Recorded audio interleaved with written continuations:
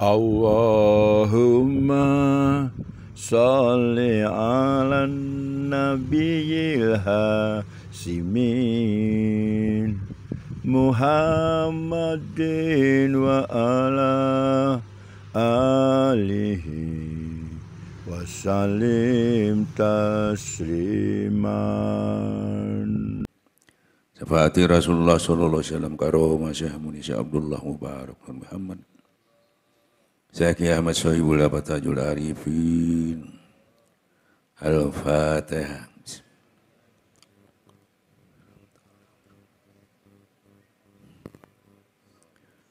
Iwan dan akhwat yang muliakan Allah. Hari ini kita bisa berkumpul kembali, mudah-mudahan rahmat Allah selalu menyertai kita dan terus-menerus kita bisa terus-menerus istiqomah melaksanakan apa-apa yang diamanahkan oleh guru kita. Maka dari itu tadi beliau Al-Mukarram sudah menyampaikan yang jelas banyak manusia tidak bisa membedakan orang yang berzikir itu dengan tidak berzikir. Bahkan sama-sama berzikir berbeda itu tadi. Ya. Jadi kalau enggak ditorekatkan, pasti zikirnya enggak bisa istiqomah. Padahal zikir itu baru berfungsi, baru bisa diterima kalau diistiqomahkan. Sama-sama mengucapkan la ilaha illallah tapi tidak istiqomah. Nah istiqomah itu yang bisa diistiqomahkan itu cuma zikir ismu zat. Semua zikir tidak bisa diistiqomahkan. Cuma zikir ismu zat. Alhamdulillah kita sudah, zikir ismu itu akses. Semua ilmu, semua amal, yaitu untuk sampai kepada Allah, itu harus ya, dikiring, disertai, dikawal oleh zikir ismu zat. Kalau tidak sampai dia. Amal nggak sampai, ilmu nggak sampai. Celaka orang yang berilmu, ilmunya tidak bisa mendekatkan diri, nggak bisa. Ilmu nggak bisa, amal nggak bisa, semua nggak bisa. Yang bisa itu zikir, makanya dia harus dengan duduk berdiri berbaring kita, terus menuju istiqamah, semua amal-amal yang mulai kecil sampai yang besar, bahkan yang salah diluruskan, dibenahi. Ya, untuk dibawa ke hadirat Allah Subhanahu wa taala. Makanya penting sekali. Yang ngawal siapa? Kalau tidak yang ngawal nafsu. Kalau nafsu yang ngawal pasti di dalamnya ada riya, ada sombong, ada dengki, ada bakhil. Nggak bisa. Maka dari itu yang punya zikir ismu zat itu siapa? Malaikat punya ismu zat? Punya nggak? Nggak punya. Apalagi jin, nggak punya. Yang hanya punya itu manusia. Apa ismu zat itu? Sebagian ruhku yang mengawal itu tadi. Itu yang mengawal. Makanya sifat dengki itu, bahil ujub sama itu hanya manusia diberi, tapi manusia punya. Ya, itu.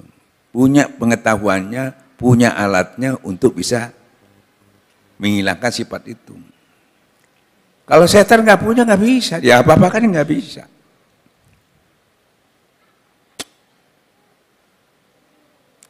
Kalau malaikat juga nggak bisa. Masih ada. Walaupun kecil sekali.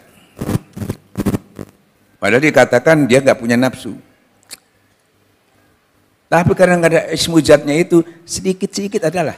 Contohnya, waktu Allah ingin membuat manusia, menyampaikan kepada malaikat, disampaikan kepada malaikat, aku ingin membuat manusia. Ya, di muka bumi ini, ya, lebih utama daripada makhluk-makhluk lainnya. Apa kata malaikat? Buat apa? Saya saja. Bayangkan. Padahal belum dihadirkan itu, apalagi hadir. Belum hadir aja sudah nolak. Seakan-akan nggak perlu saya cukup, saya aja sering memuji-muji. Nanti itu manusia bunuh-bunuhan ini dan sebagainya. Padahal itu suci. Masih ada dikit-dikit. Kedua, pada Rasulullah itu waktu dilempari batu di Taif. Padahal malaikat itu nggak pernah marah itu. Nggak punya nafsu. Marah dia. Menawarkan, ya Rasulullah gimana gunung Taif ini tak jatuhkan kepada orang. Katanya nggak punya nafsu. Ternyata ini kok itu saking sifat dengki sombong itu penyakit yang sampai orang yang paling bersih pun tidak luput dari itu. Apalagi masih kiai, malaikat saya kena.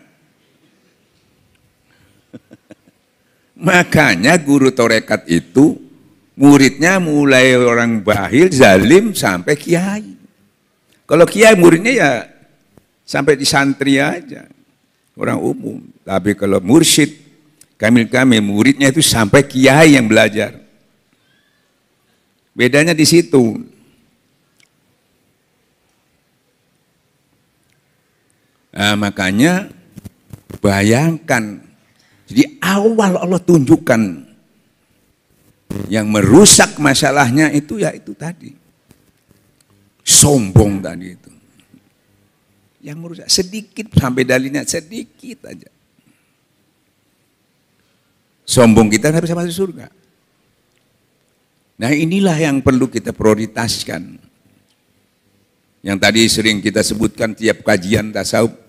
Hei orang-orang beriman, kapan kamu serius dekat kepada Allah? Kapan? Nah, kita ini karena seriusnya itu ya nanti aja, nanti.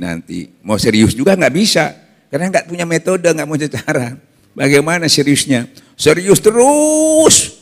Bagaimana butuh, bagaimana ini batalnya, ini terus itu aja.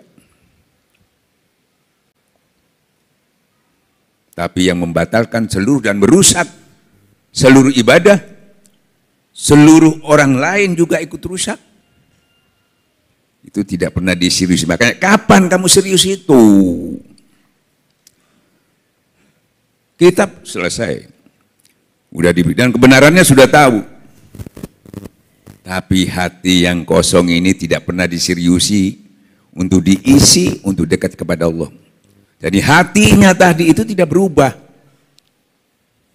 Pandai, jadi bodoh, jadi pandai berubah.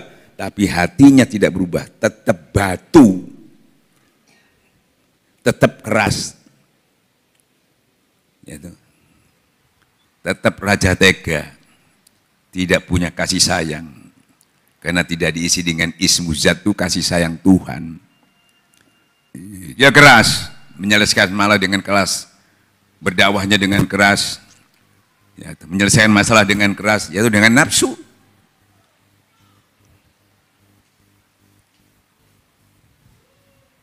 Padahal cara dakwah itu harus lembut. Seperti contohnya, bayangkan Fir'aun yang sekejam itu aja, Allah menyampaikan kepada Nabi Musa, sampaikan dengan lemah lembut, bayangkan. Dengan kasih sayang. Kalau pakai logika, oh nggak bisa Pak, oh ini keras gitu, kalau nggak dikerasi nggak bisa. Logika. Kita ini menuruti logika itu nafsu. Pokoknya apa kata Allah, sami'na wa ata'na. Sampaikan arif bijaksana, yang lembut. Wah kalau nggak keras nggak bisa. Kita cuma menyampaikan dengan akhlakul karimah. Ya toh. Karena perintahnya suruh lemah lembut, ya lemah lembut. Jadi prosedurnya aja, jangan pakai logika, jangan pakai akal. Karena yang membuka hatinya, yang memenangkan bukan ente. Ente cuma lemah lembut, ente dikejar lari, tapi yang menyelesaikan saya, kata Allah. Kan begitu ya? Bukan karena keras, bukan karena lemah lembut. Jadi istilahnya lemah lembut itu berakhlakul karimah menyampaikannya itu. Jadi bukan lembut, bukan, berakhlakul karimah. Wa tawasau bil haq wa tawasau bis sabar itu bukan berhenti, telaten. Seperti Rasulullah telaten dia. Telatennya di mana? Setelah malaikat menawarkan, jangan ya Allah, dia belum tahu. Mungkin bukan sekarang, besok, bukan besok, lusa. Itu sabar, telaten, sabar. Bukan daripada pusing-pusing, daripada ribut terus berhenti. Itu enggak. Itu licik, itu penakut, itu fasik. Telaten. Enggak sekarang, besok, lusa. Kan dia, Rasulullah mengatakan, jangan ya Allah. Kalau belum sekarang, mungkin besok, mungkin lusa. Dakwah itu begitu, enggak ke susu.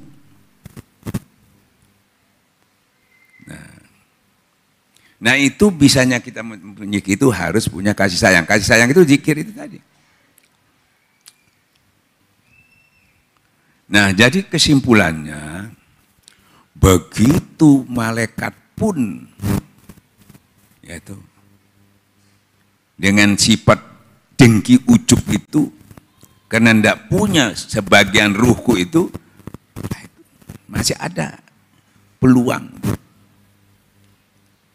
Apalagi iblis tadi tambah luar biasa. Makanya akhirnya banyak orang itu mempertahan dirinya karena dia lebih dulu senior.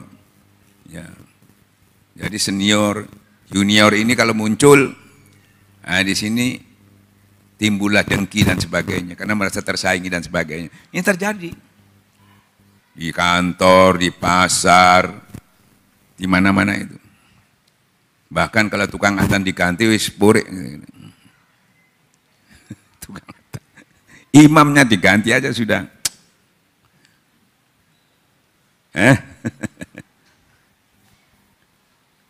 Karena faktor itu tadi masih ada di dalam penyakit itu. Padahal dia sendiri sudah gak mampu itu. Sudah gak mampu aja diganti, apalagi masih seger. Itu sifat itu yang merusak. Yang tidak bisa hilang dengan fatwa, dengan apapun kecuali dengan dekat kepada Allah.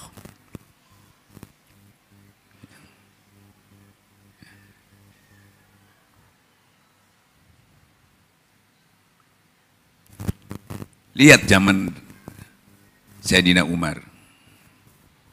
Rasulullah. Rasulullah itu untuk membangun masjid di Madinah. Itu ada 4 suku. Semua mengajukan, ini ngiri, bayangkan. Padahal ini kalau Rasulullah ngomong itu seharusnya ya sudah, siapa aja yang Rasulullah ngomong. Gak bisa. Apalagi ente, apalagi saya. Ini Nabi, dia tahu ini Nabi, masih ngiri. Padahal ini Nabi yang ngomong. Saya aja. Di sini aja tanah saya, sini tanah saya. Untuk bangun masjid ini Pak, bukan kedudukan Pak. Ini saya tunjukkan, saya cerita ini, karena ini harus penyakit ini harus dibasmi. Jangan semua hilang amal ibadah sampai gara-gara. Akhirnya Rasulullah bijak. Umpamanya Rasulullah mengatakan begini, pokoknya saya Nabi, ini yang saya ambil, tanah yang benar. Bisa kan ngomong gitu? Bisa, Nabi. Tapi beliau enggak, dia tahu manusia ini masih dia ikuti tapi pasti ngiri gitu. Biar dia tahu Nabi tetap ngiri, tetap jengkel. Makanya disiasatilah. Bagaimana sebenarnya ngiri? Ya udah, diundi aja, ambil unta aja, dilepas. Ya, di mana dia berhenti, di situ kita bangun masjid. Setuju? Setuju. Nah, setengah judi. Senengannya lah ngono. Kadang-kadang apa? Diuncalon. Balik apa? Nah, jadi setelah gitu setuju semua ya. Baru ya itu manusia. Terus memasang lagi Hajar Aswad. Wah, gitu juga. Saya penguasanya. Waduh.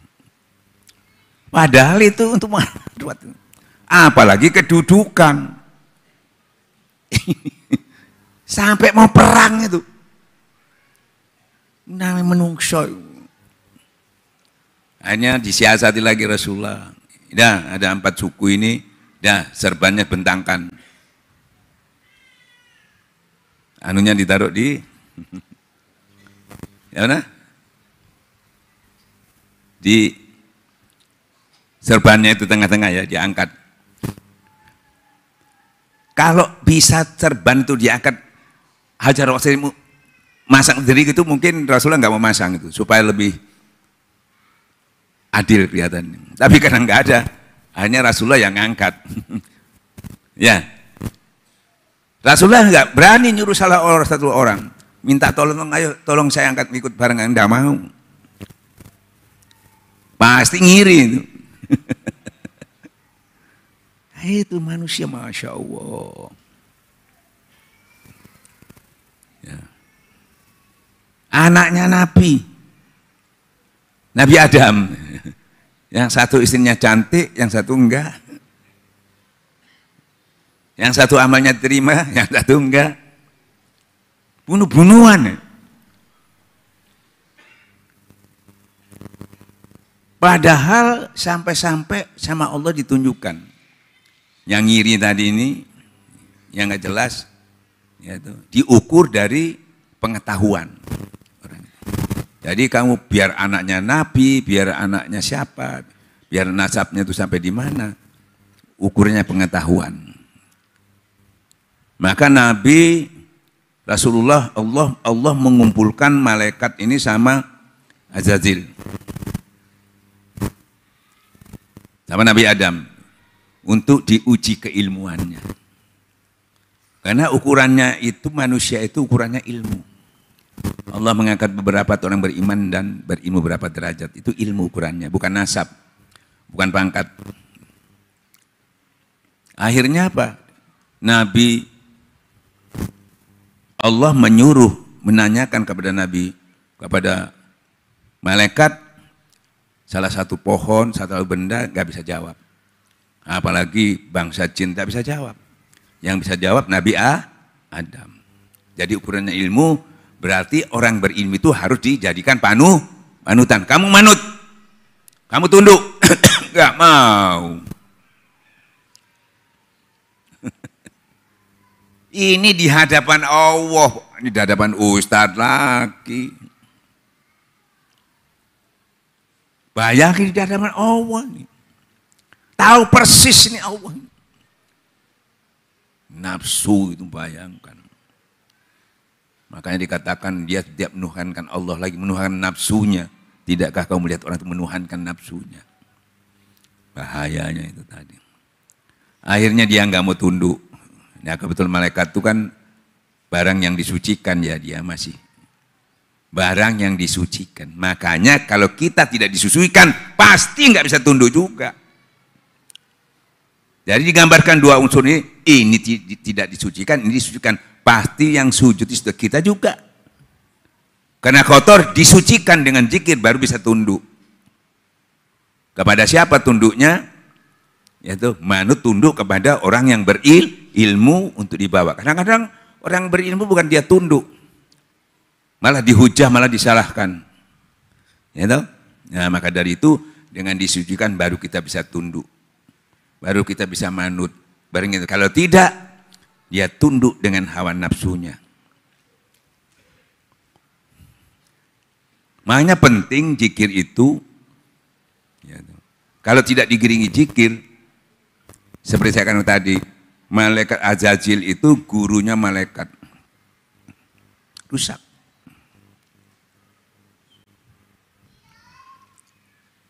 Jadi sudah dijelaskan bedanya orang yang berzikir dengan tidak. Nah itu diistiqomahkan. Kalau enggak diistiqomahkan, ya ibaratnya dia membangun rumah tapi tidak dipelihara, rusak. Jadi zikir itu maintenance-nya, penjagaannya. Kalau umpamanya barang ini tidak jaga cepat rusak, makanan juga nggak dijaga cepat basi. Ini maintenance-nya. Jadi dia bersih terus. Nah bersih terus sekaligus dia berjalan menuju kepada Allah. Kalau tidak bersih Allah nggak mau terima. Makanya orang-orang yang datang kepada Rasulullah, orang-orang yang rusak, ijazah nasrullahi wal fatu. Kalau pertolongan Allah itu datang, maka berbondong-bondong orang itu masuk Islam. Itu riwayatnya, isbunyujunya itu waktu Rasulullah sudah datang ke Mekah untuk, karena beliau sudah menang, beliau sudah kuat, maka beliau datang ke Mekah. Sampai di Mekah orang-orang ketakutan itu. Takut dibalas karena pernah mengusir Nabi. Takut dibalas. Dikira Nabi itu seorang yang dendam. Padahal enggak langsung dimaafkan Rasulullah. Dia takut. Takut dibalas, takut diusir. Enggak jadi diusir. Enggak dibalas. Karena Rasulullah itu punya akhlak yang tinggi. Punya kasih sayang tinggi. Jadi masuk Islamnya itu belum sempurna. Walaupun itu dia datang kepada Rasulullah. Masuk Islamnya itu karena takut. Atau pura-pura masih. Kepingin selamat. Jadi berbondong-bondong datang itu untuk masuk Islam. Baru mau masuk, tapi belum berislam. Nah, makanya ya toh, tidak semerta orang itu jadi. Nah disitulah Rasulullah membina orang-orang itu, mengislamkannya, imannya dibenahi karena belum Islam, belum iman. Nah disitulah dibeatnya orang-orang itu.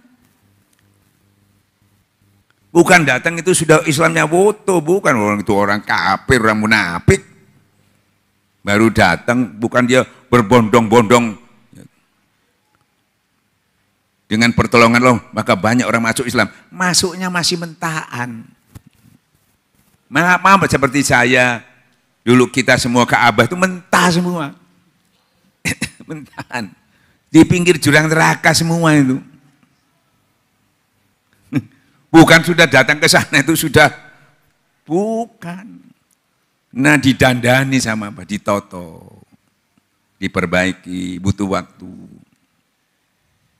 Jadi ulama itu bukan tukang ceramah, bukan tukang cerah, bukan. Dandani yang barang rusak. Ya, dandani barang rusak. Bukan yang dipilih yang baik-baik, yang rusak-rusak. Oh, Rasulullah yang ditempatkan di tempat jahiliyah, diturunkan di sana, itu dandani itu. Sudah Islam, tapi belum makanya sampai dalilnya turun itu. Ya Rasulullah kami sudah beriman karena belum. Padahal sudah sholat, puasa, jangan sudah dilakukan. Nah sekarang kan yang begini nih banyak, sudah sholat, puasa jadi lakukan. Tapi iman belum menyentuh. Nah itu tadi. Akhirnya orang mau melihat orang Islam itu, loh ini Islam kok begini. Nah pasti Islam yang belum, imannya belum menyentuh. Kenapa? Kalau tidak menyentuh efek sampingnya, ya dia ibadah kelihatannya, tapi ibadahnya jalan, maksiatnya jalan. Orang yang mau nyontoh, bingung, loh apa ini? Gak bisa jadikan panutan. Makanya karena Rasulullah itu tahu, maka diadakanlah di dalam Quran itu fas'alu ala dzikir in kuntum la ta'lamun.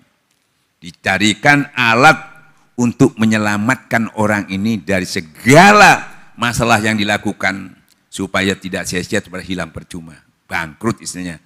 Nah ini harus dia mendatangi orang-orang yang dekat kepada Allah ya, untuk mendapatkan talqin zikir itu, untuk mengawal semua ibadah-ibadahnya yang tadi sudah disampaikan. Tidak dijamin dia hafal Quran. Zaman Rasulullah ya sudah ada yang bunuh Sayyidina Ali hafal Quran, yang bunuh Sayyidina Umar orang ahli ibadah malam. Tidak dijamin. Kalau kita sudah melihat gitu, Masya Allah, ini pasti nggak bisa. Kalau sudah kita buka dengan ilmu tasawuf baru ketahuan. Ternyata kenapa dia siap melakukan tadi? Ya toh, barang siapa lupa kepada Allah yang Rahman, diganti iblis sebagai penggiringnya. Makanya kalau dia ingat kepada Allah, baru dia digiring dengan iman. Kalau dia dengan iman, dia ilmu itu jadi obat, jadi petunjuk, jadi penawar. Kalau sebaliknya enggak, Quran sedikit pun tidak menambah kebaikan kepada orang zalim, goplah lupa kepada Allah, jadi racun. Nah ini, makanya sebetulnya ulama harus prioritas mempelajari ini, karena dia, ya toh, kalau ulama punya penyakit, pasti penyakitnya menular. Kalau sampean orang awam tidak menular, apa yang ditularkan sampean? Ulama nyampaikan, ditularkan itu. Bahaya itu. Makanya masuk neraka dulu itu ulama masuk neraka dhisik. Karena masalahnya bukan dia salah sama Tuhan, bukan. Seperti setan itu, salahnya masa sama Tuhan, ya marifat sama Allah. Salahnya sama siapa? Sama manusia. Maka ditularkan terus sama dia. Sama Allah tidak ada masalah. Jadi masuknya manusia, apalagi ulama itu, walaupun ya tuh, apakah enggak masuk surga? Masuk, tapi dibakar dulu. Ada dalilnya sudah berapa ribu tahun baru entasan itu. Tidak bigairi hisab, tidak masuk surga pada hisab. Karena menularnya tadi itu. Nah, kalau menular kepada manusia menyelesaikannya sulit. Karena harus sama manusia bukan dengan Tuhan. Seperti setan itu. Dia mau menyelesaikan sama Allah. Ya Allah, Nabi Musa, saya mau minta ampun kepada Allah. Bisa enggak? Nanti saya minta sampaikan. Siapa kalau? Bisa. Tapi syaratnya karena dia bermasalah bukan kepada saya. Kepada manusia. Dia harus sujud kepada Adam. Minta ampun kepada Adam. Nah ini karena sifat sombongnya masih ada. Jangankan waktu hidup aja saya nggak mau sujud, apalagi sudah mati. Jadi masalahnya kepada manusia. Loh dia kan ingkar kepada Allah. Ya, masalah sama Allah itu nggak ada masalahnya. Masalah apa? Allah dihinakan, nggak bisa hina. Allah dimuliakan nggak nama, tidak ada masalah sama Allah. Itu secara syariat aja, dia kurang ajar sama Allah. Dikurang ajarin juga Allah nggak ada apa-apa. Tidak merugikan. Tapi kalau manusia pasti dirugikan masalah. Maka dia tidak boleh menyelesaikan kepada Allah. Karena Allah tidak ada masalah dengan kamu. Masalah kamu dengan masalah selesaikan dengan manusia. Nah, itu yang bikin masalah. Makanya kita sampai-sampai ya, kamu tidak termasuk beriman. Kalau kamu cintai dirimu, tidak mencintai saudaramu, lebih seperti hanya kamu mencintai aku. Sama manusia. Begitu juga pada tangga, sama manusia. Jadi maksud saya, bukan dia nggak taat, tidak ada urusan biar kamu nggak taat. Biar kamu memuliakan aku, tidak nambah kemuliaanku. Jadi urusan sama Tuhan kan nggak ada.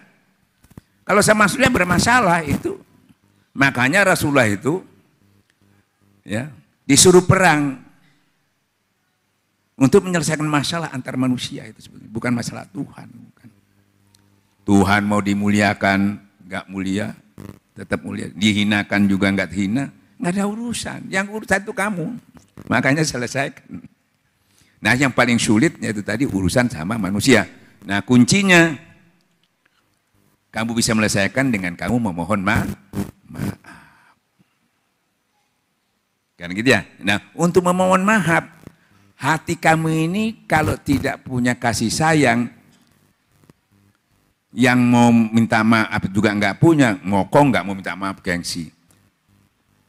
Ya toh? Terus kamu punya kasih sayang, minta maaf kepada orang yang enggak punya kasih sayang, dia juga enggak maafkan. Cek soroy. Kan begitu ya? Makanya pentingnya kita berzikir itu supaya kita bisa seperti mempunyai sifat Tuhan. Mau dihina kek, mau dimuliakan, tidak ngepek. Kalau sudah ngepek, kita tidak terganggu. Ya toh. Tapi dimuliakan bisa terganggu, jadi sombongnya terganggu. Apalagi dihinakan, mangkel, tambah terganggu. Makanya setelah kita punya sifat-sifat Tuhan, tidak ngepek. Gangguan, pujian tidak ngepek, tidak terpengaruh. Ya tuh. Nah, itu yang sebenarnya harus kita miliki. Sehingga seluruh ibadah kita tadi, kan gitu ya, tidak ada hambatan, tidak ada gangguan. Walaupun diganggu, tidak terganggu. Nah inilah tarekat itu sebenarnya itu yang harus kita capai. Nah untuk mencapainya dikasih yang paling mudah sama Allah. Supaya nggak ada kesan Allah kok beri yang sulit. Ya, ini diberi yang paling gampang, pol gampang. Ya tahu? Nah, kok cek gampangnya Ustaz? Ya gampang. Ya itu cuma kalimat la ilaha illallah. Ringan diucapkan, tapi kalau ditimbang 7 petala langit, 7 petala langit, nah itu yang menyelesaikan 7 petala langit, 7 petala buminya itu. Hasil dari kalimat la ilaha illallah itu. Karena hasilnya 7 petala langit, 7 petala bumi, insya Allah semua diselesaikan dengan itu.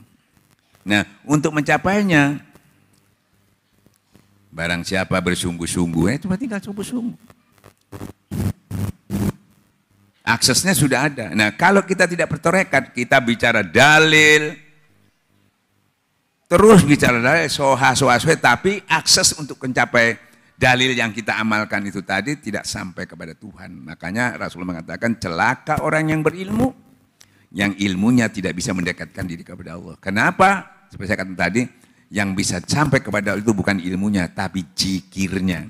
Maka dikawal oleh zikir. Kalau tidak zikir, Quran sedikit pun tidak menambah kebaikan kepada orang zalim, kena dikawal oleh nafsunya. Wabillahi taufiq hidayah. Assalamualaikum warahmatullahi wabarakatuh. Ada tanya?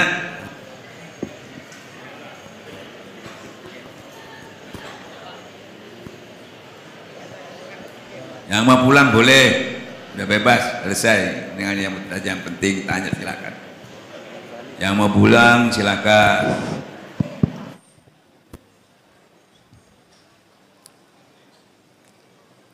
Assalamualaikum warahmatullahi wabarakatuh. Ilahi anta maksudi wa ridhaka matlubi atini wa habbataka wa ma'rifataka bi syafaati Rasulillah sallallahu alaihi wasallam barakatuh Sultan Auliya Syekh Muhyiddin Abdul Qadir Jailani Syekh Abdullahil Mubarak bin Muhammad usul hadrati Amiril Mu'minin Mursyidin al-Kiram Syekh Maswahibul Fatajul Arifin radhiyallahu anhu usul hadrati al-Makaram Syekh Haji Muhammad Ali Hanafi Akbar. Al-Fatihah. A'udzu billahi minasyaitonir rajim. Bismillahirrahmanirrahim. Alhamdulillahirabbil alamin arrahmanir rahim maliki yaumiddin. Iyyaka na'budu wa iyyaka nasta'in ihdinas siratal mustaqim. Siratal ladzina an'amta 'alaihim ghairil maghdubi 'alaihim waladdallin. Amin. Saya dari Kabupaten Sumeneb, Serong Belutoh. Maaf sebelumnya saya bertanya ini. Ada seorang ikhwan ini sudah lama masuk di Thariqah, mengajarkan zikir kemana-mana.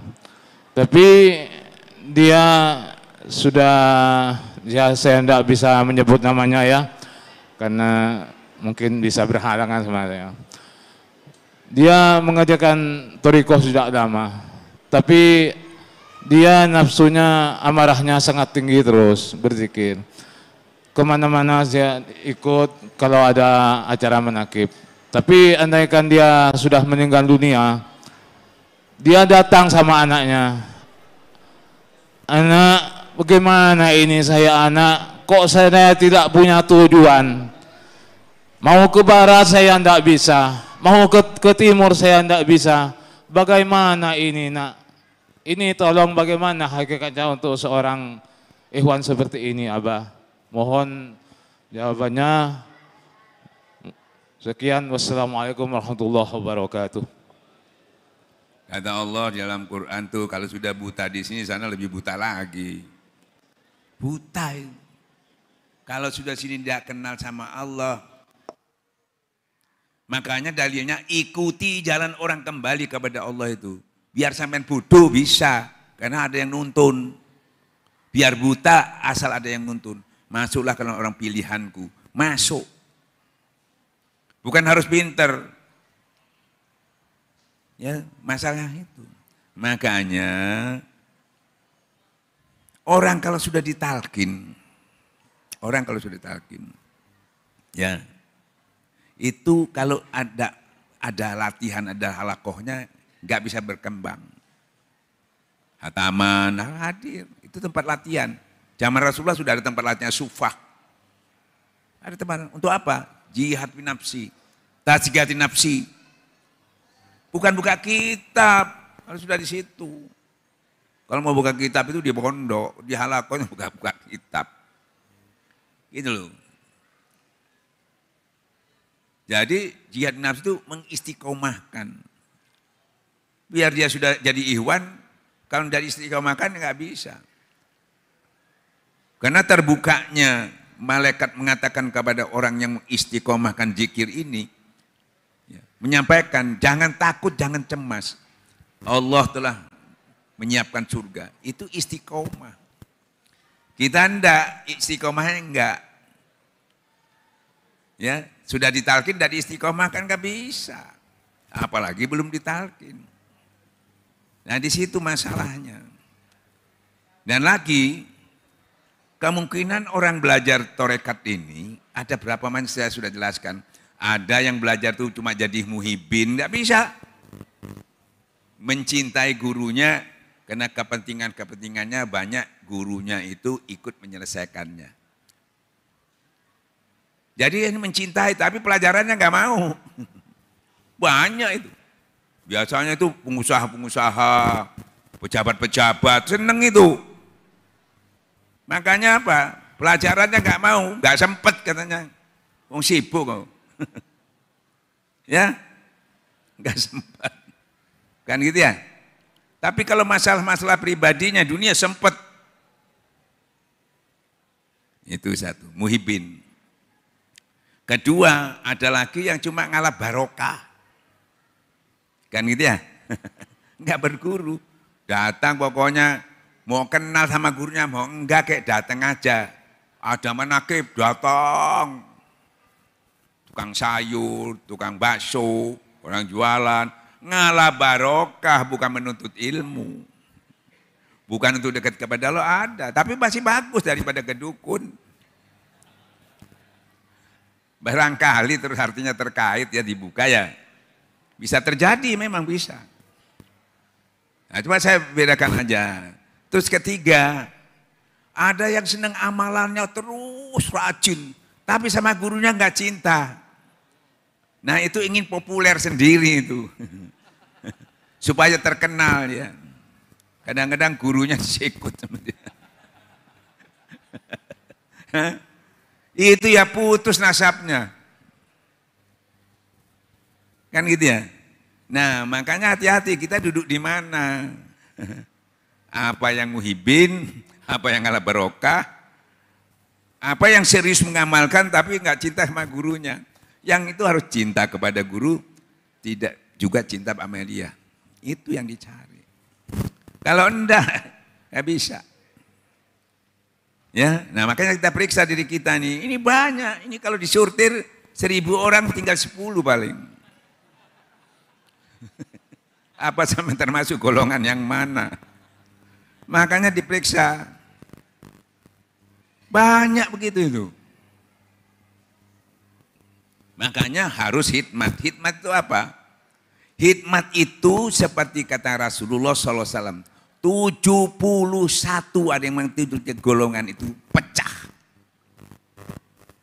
Kan gitu ya. Cuma satu yang selamat. Siapa yang selamat? Yang seperjalanan denganku. Yang sepaham dengan seperjalanan itu apa? Ngikuti terus seperjalanan itu. Bukan sekali-sekali. Mengikutinya itu apa dalilnya? Bersabarlah kamu duduk-duduk bersama orang yang mengharapkan ridhonya Allah pagi dan petang. Bersabarlah kamu duduk-duduk bersama Allah. Dengan orang yang mengharapkan ridhonya pagi dan petang. Jangan kamu palingkan kamu kepada perhiasan dunia. Jangan ke sana. Jangan kamu ikuti orang-orang yang hatinya lalai. Apalagi yang mengikuti hawa nafsunya. Fokus kepada yang diikuti. Sebab sampean itu dituntun, sampean lepas tuntunannya noleh, hilang. sudah cepat masalahnya. Loh, kemana ketinggalan sampean? Kalau sudah ketinggalan, ya seperti tadi, mana ini buntu sini, ketinggalan itu. Paham? Hati-hati, sampean sudah didatangi berarti peringatan buat kita semua lewat orang-orang itu. Jangan sampai seakan-akan dia di situ, duduk bersama juga, tapi dia berpaling arahnya ke dunia. Oh kita ilahi anta maksudi barido kamadubi atini mahabbat, arahnya ke sana. Urusan dunia. Kalau sudah arahnya ke sana pasti mencapai takwa. Kalau sudah mencapai takwa, segala kesulitanmu, seluruh kesulitan. Ada ya rezeki yang tidak duga-duga datangnya. Wa may tawakkalallahu hasbuhu, orang berzikir itu sudah tawakal, segala kurang lewat situ steril. Bukan lewat wirid-wirid itu sudah. Wirid-wirid itu enggak steril. Ya, maka saya kasih pengertiannya, maaf ya, jangan salah paham, ini pengetahuan. Kalau kita enggak tahu enggak masalah, tapi kualitasnya pasti semua kita ingin yang lebih baik.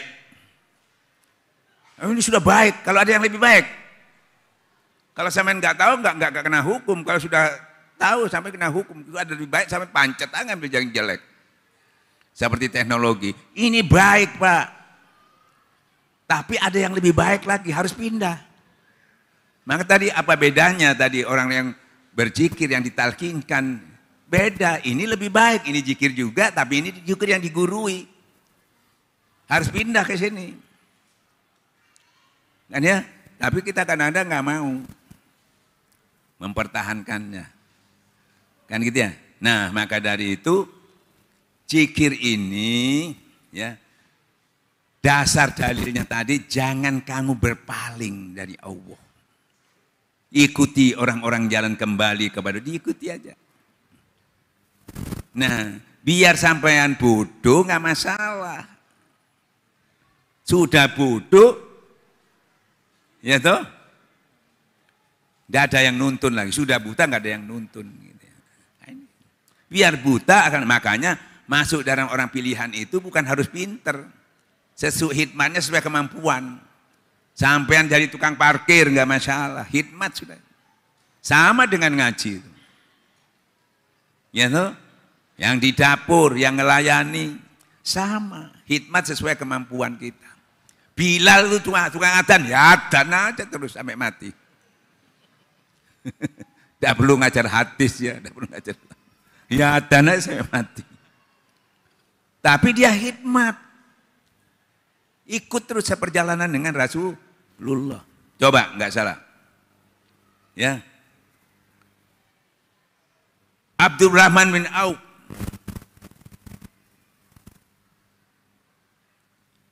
Itu kaya raya. Ya tahu? Bukan lagi ngaji, perang ikut seperjalanan Rasulullah. Rasulullah kemana ikut? Perang ikut. Hijrah ikut. Bayang. Hartanya mau dihabiskan gak habis-habis. Dimiskinkan gak bisa. Yang miskin juga ikut. Bilal, Abu Dzar, padahal miskin, tidak terhalangi kemiskinannya. Karena dia imannya, dekatnya kepada Allah. Tidak ada hambatan. Mau lapang, mau sempit, tidak ada hambatan. Nah, kan gitu ya. Nah kita juga begitu. Makanya enggak asal-asalan untuk mencapai itu. Butuh barang siapa bersungguh-sungguh mujahadah. Mujahadah itu memerangi nafsu. Nafsu ini, ayo dipanggil Rasulullah, ikut misalnya. Kalau dia nggak pakai nafsu, bagaimana? Sami'na, mau sulit, mau repot, dia berangkat. Walaupun lapang, dipanggil Rasulullah ikut. Pakai akal. Wah nanti dulu, nanti pas besok saya ada tamu bagaimana? Kalau nanti ada gini, nggak bisa. Padahal kalau pakai iman ikut itu bagaimana? Pekerjaan saya bagaimana ini dan sebagainya. Nanti Allah yang ngurusi. Kita enggak, wah bagaimana nanti? Nah contohnya sudah ada, Abdurrahman bin Auf ditinggal semua. Bahkan modalnya ditinggal, dia berangkat enggak pakai apa-apa. Cuma minta di pasar. Dengan di pasar dia. Itu pun dapat ancaman masih dari Rasulullah. Sampaikan kepada Abdurrahman Auf, dia masuk surga dengan berangkang. Coba. Sudah segitu hebatnya suruh berangkang. Kenapa? Karena kekayaannya ya tadi. Akhirnya dia minta melarat. Dia berusaha melarat. Beli sesuatu yang merugi, bukan yang untung. Tapi nggak bisa rugi-rugi. Ya tuh. Kenapa Anda? Karena ketakwaannya tadi. Nah akhirnya, ya tuh. Bagaimana dia bisa miskin? Sedangkan miskin itu yang membuat orang masuk surga lebih dulu. Dia di belakangan berangkang lagi. Tapi dia insya Allah. Karena dia bersama Rasulullah, itu tidak berlaku. Karena Rasulullah ada di mana Rasulullah, dia ada di situ. Di sana juga begitu. Di mana ada Rasulullah, dia ada di situ. Dari penghalang-penghalang tadi, ya tuh, yang sebetulnya dia kena, bisa nggak kena dia ikut kepada Rasulullah SAW. Begitu juga orang-orang yang mengikuti guru-guru mursyid tadi, ya tahu, jalan orang-orang yang diberi nikmat oleh itu, ikuti dia. Apa yang bisa kita berikan? Pikiran kita, tenaga kita, apa saja yang dibuat khidmat. Ya tahu. Jadi pokoknya ini yang ulama ya jangan ngepel dong, mas ulama ngepel, ya ngajar ya. Ya tahu. Yang tukang parkir mau ngajar yang enggak dong, sesuai kemampuannya. Masing-masing dia berkhidmat dengan kemampuannya. Insya Allah terbawa semua. Jadi gak ada yang ketinggalan. Ya tadi masalahnya itu tadi. Karena dia tidak mengikuti, ya ketinggalan. Nah makanya halakoh-halakoh itu penting supaya dia terus berkesinambungan. Berkumpul setiap minggu sekali. Untuk bertemu ya toh, dengan orang-orang yang kekasih-kasih Allah di tempat itu. Ya mudah-mudahan bagaimanapun kita tetap mendoakan, mudah-mudahan karena dia juga sudah sebagian dari ikhwan walaupun dia belum mencapai itu, mudah-mudahan dengan doa kita mudah dibukakan dia. Dibukakan, insya Allah kita bukakan. Nanti mimpi lagi pasti sudah jalan. Nanti mimpi lagi dia sudah kebuka. Al-Fatihah. Bismillahirrahmanirrahim. Allahumma shalli ala sayyidina. Insyaallah. Allahumma salli ala nabiyil hasimi Muhammad wa ala alihi wa sallim tasliman. Allahumma salli ala nabiyil hasimi Muhammad wa ala alihi wa sallim tasliman. Allahumma salli ala nabiyil hasimi Muhammad wa ala alihi wa sallim tasliman bi syafaati nabiyina Muhammadin sallallahu alaihi wasallam wa bi karamati Sultan Aulia Syekh Muhyiddin Abdul Qadir Jailani wa bi karamati Syekh Abdullah Mubarak bin Nur Muhammad wa bi karamati mursyidina hadratus Syekh Ahmad sahibul wafa tajul arifin wa bi karamati sahibul fadil al mukarram Ki Haji Muhammad Ali Hanafi Akbar ala hadiniya bin niyati du'a wal qabul bil afiyah salamah wa ala niyati salihah. Al-Fatihah.